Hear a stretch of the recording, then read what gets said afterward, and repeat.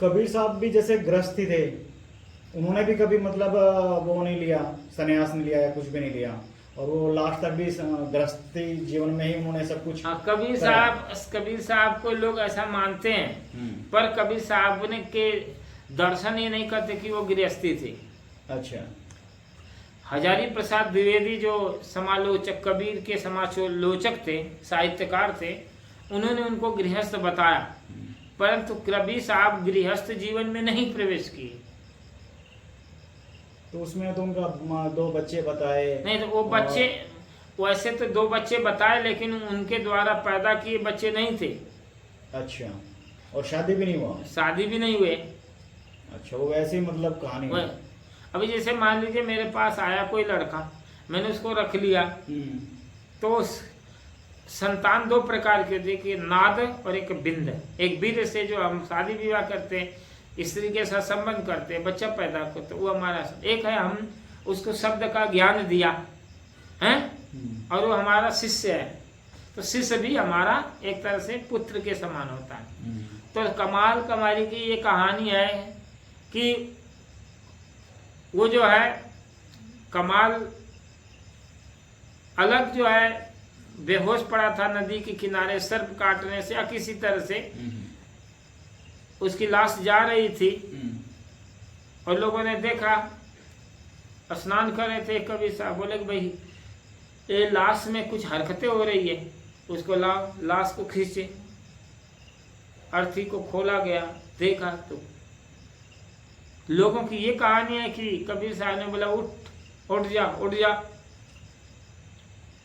लोग कुछ कहते हैं कि वो पठान, राजा बिजली का पठान का लड़का था, उसी तरह से कमाली नाम की लड़की थी, को किसी की रही हो, हम इतिहासों में नहीं जाते। तो वो लड़का जो लोग कहते बिजली का पठान के लड़के के सर काट लिया था, उसकी मृत्यु हो गई थी, तो लोग पानी में बहा दिए थे। तो बता हुआ 10-8 मिनट घाट आया, कबीर साहब ने उस लाश को अपनी शक्ति से, अपनी सिद्धि से उसको जिंदा कर दिया।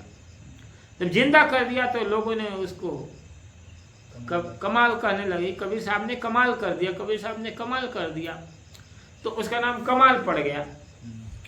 तब वो लड़का जो है क्या किया, कबीर के प्रति समर्पित हो गया, उनकी सेवा में रह गया, और कबीर साहब ने उसको ज्ञान दिया, तो आगे चलकर कमाल हो गया।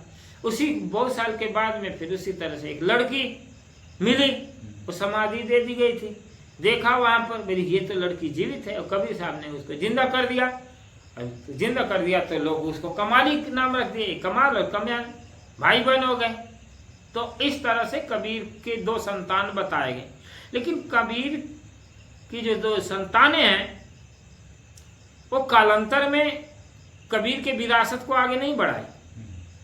बस इतने तक मिलता है कि कमाल और कमाली फिर आगे उनका क्या हुआ, उनका कोई इतिहास नहीं मिलता।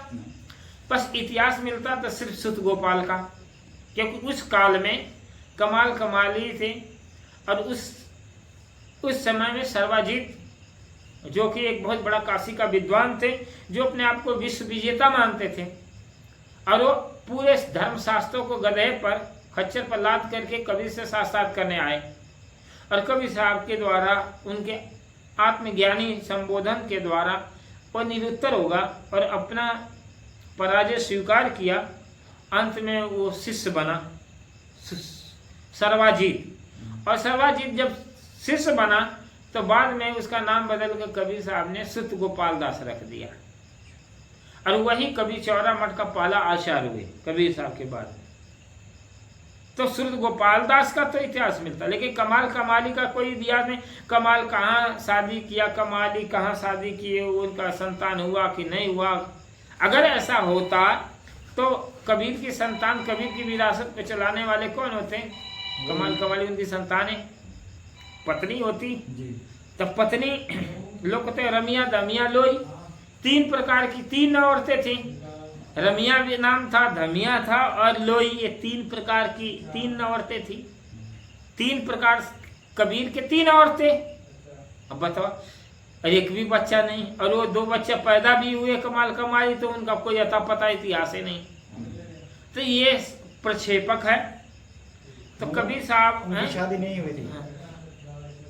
विवेक और साहित्य और दर्शन के हिसाब से तो ऐसा ही लगता है, पर आगे उन्होंने क्या किया है मेरे को पता नहीं। क्योंकि मैंने एक बार ओशो को सुन रहा था तो उन्होंने हाँ, भी वो एक कहानी में पता- लिए थे कि उनकी शादी हुई थी। हाँ, वो किताबी में जो हजारी प्रसाद द्विवेदी ने कबीर का एक प्रकरण अध्याय चलता था, मध्ययुगी संत में कबीर, रसगान और तुलसी, बहुत सारे राम रहीम, ये तमाम प्रकार के दार्शनिकों का जो उसमें पाठ्यक्रम पुस्तकों में था।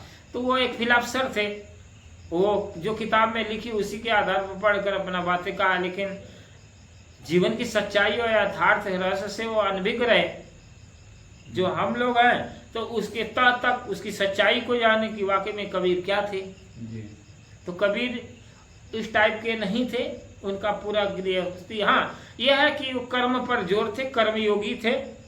वो संसार से हट करके ऐसा नहीं अपने जीवन को ये किया, जैसा जिस समय था उन्होंने अपना कर्म किया रहा होगा, क्योंकि उस समय भुखमरी थी, गरीबी थी, कौन इतना संपन्न था कि दान दे और वो करे। साधु संतों का आना जाना होता था, और जो इस प्रकार का संत होगा वो उदारवादी संत होगा, वो जन कल्याण, जन की सेवा में 24 घंटा रत होता है।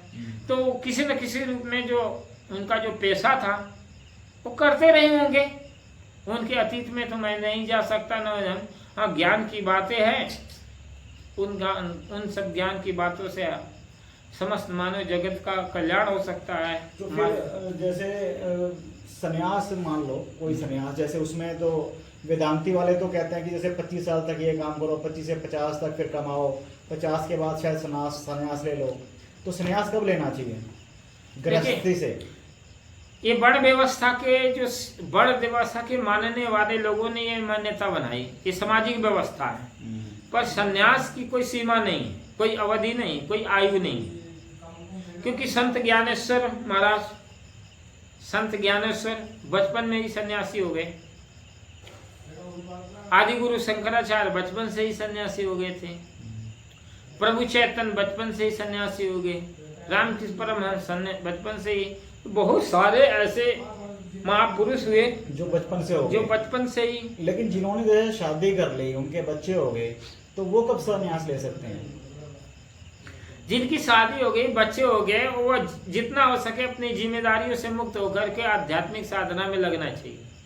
इसकी कोई आयु नहीं है, क्योंकि आज के परिवेश में 100 साल कोई जीवित नहीं रह सकता, और जीवन का तो कोई ठिकाना नहीं है।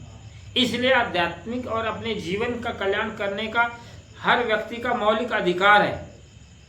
तो इस मौलिक अधिकार का प्रयोग करते हुए आयु सीमा या कोई व्यवस्था में लग करके आत्म कल्याण का कार्य करना हमारे हिसाब से ये बंधन है, एक भ्रांति है।